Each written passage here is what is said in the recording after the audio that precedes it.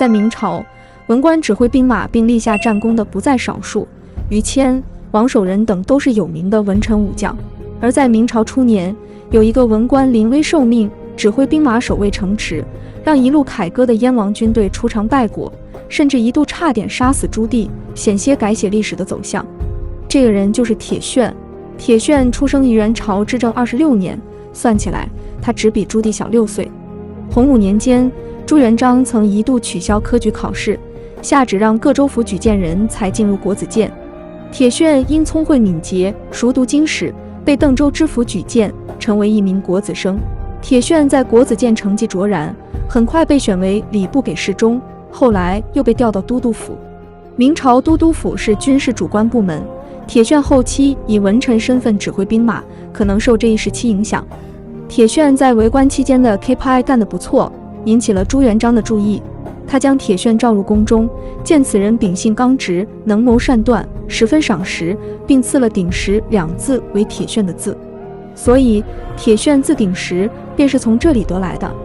朱棣发动靖难之役后，朱允炆派李景龙迎战，为了更好地支持李景龙，时任山东参政的铁铉被委以重任，负责在后方为李景龙督运粮草。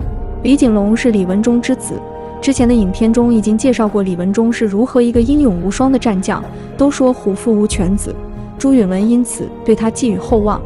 在白沟河一战，李景龙却用实力证明了自己的无能。关键时刻，铁铉出现了。史书记载，李景龙兵败后单骑逃往德州，沿途守将闻风而溃。在后方督粮的铁铉见状，含泪发誓要阻击燕王。于是当时便出现了一个很奇怪的场景，李景龙麾下的将士纷纷向南逃窜，只有铁铉逆着人流一路北上。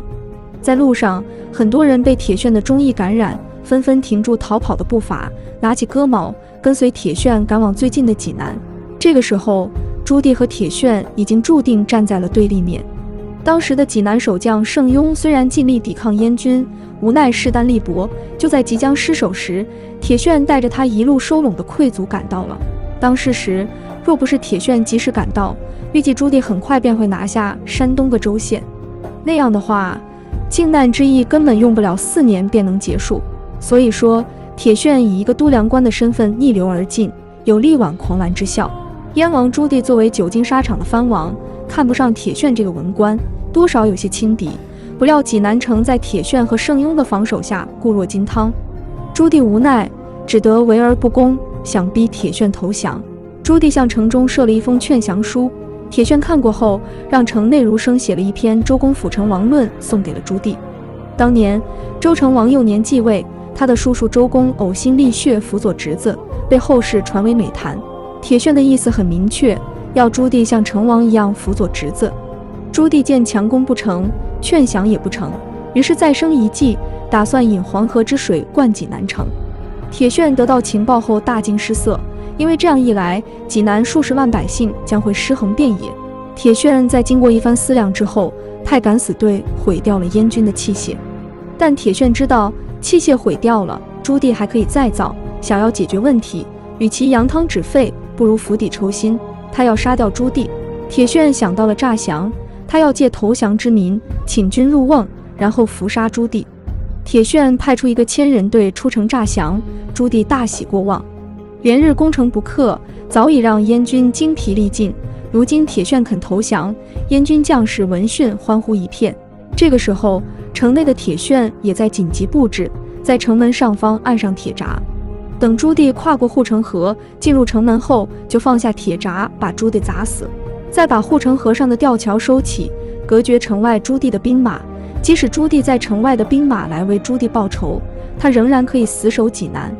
计划很完美，现实却处处充满了意外。到了约定之日，一切按照计划实施，但铁闸还是早落了一步，未能砸中目标。也有一种说法是，铁闸已经砸中朱棣坐下的马头，朱棣距离死亡也就1步之遥。而且负责收吊桥的士卒没想到铁闸会提前掉落，慌乱中也未能及时收起吊桥，朱棣在护卫的保护下惊险逃脱。对于站在济南城头上的那个文官来说，一场蓄谋已久的诈降和伏杀遗憾收场，他痛心疾首，仰天长啸，感慨自己时运不济，连老天都不帮自己。对于骑在马背上遥望济南城的那个藩王来说，一场期盼多时的胜利和喜悦结局翻转，他虎口脱险，后背湿透，感叹自己当真命大，差一点就命丧黄泉。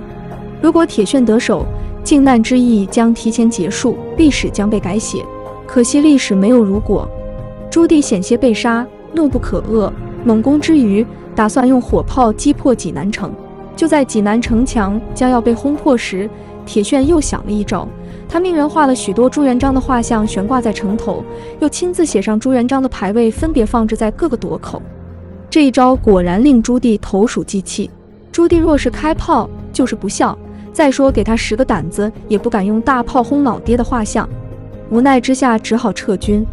朱棣自从起兵以来，打定主意要拿下济南，因为济南居于北平和南京之间，若拿下济南，进可直取金陵，退可断南北通道，沿河固守。只可惜朱棣的计划因为一个铁铉，不得不宣告破产。朱允炆用耿炳文、李景龙2位战神都未能挡住朱棣的碾压，没想到一个文臣竟然起到如此作用。正是依仗铁铉等人的阻击，朱允炆才得以喘息。因此，当朱棣退兵之后，朱允炆大喜，以铁铉兼兵部尚书，并封赏铁铉3世。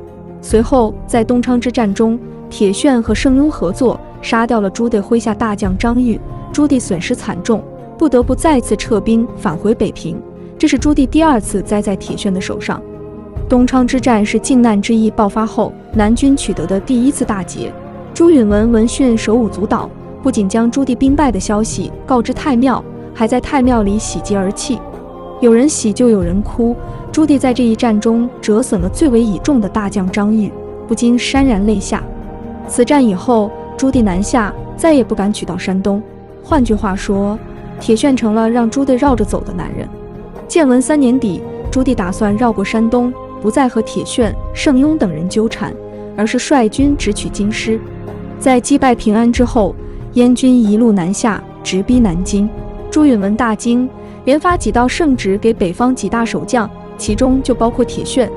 朱允炆让辽东守将杨文带兵10万和铁铉会合，以断绝燕军的后路。结果杨文在半路上被朱棣麾下将领宋贵打败，杨文竟然没能把消息传递给铁铉。等朱棣攻占南京，派兵调回头再攻打济南时，铁铉麾下的将士已经失去信心，很快济南城破。铁铉带领残部继续抗争，在淮南和燕军死战，力战不屈，因寡不敌众被朱棣活捉。铁铉被抓到南京的时候，朱棣已经登基。朱棣听闻铁铉带到，特地整理一下龙袍，去和这位让自己吃尽苦头的男人叙叙旧。铁铉站在阶下，向南背对着中庭，立而不跪，骂不绝口，用这种方式来表达自己最后的抗争。朱棣为了让铁铉屈服，命人割掉铁铉的鼻子和耳朵，强行塞到他的口中，问他好吃吗？铁铉回答道：忠臣孝子的肉怎能不好吃？朱棣受不了这样的侮辱，他下令将铁铉乱刀砍死，施以折刑。在铁铉看来，朱棣起兵反抗朝廷，视为不忠；朱棣推翻朱元璋的传位计划，视为不孝。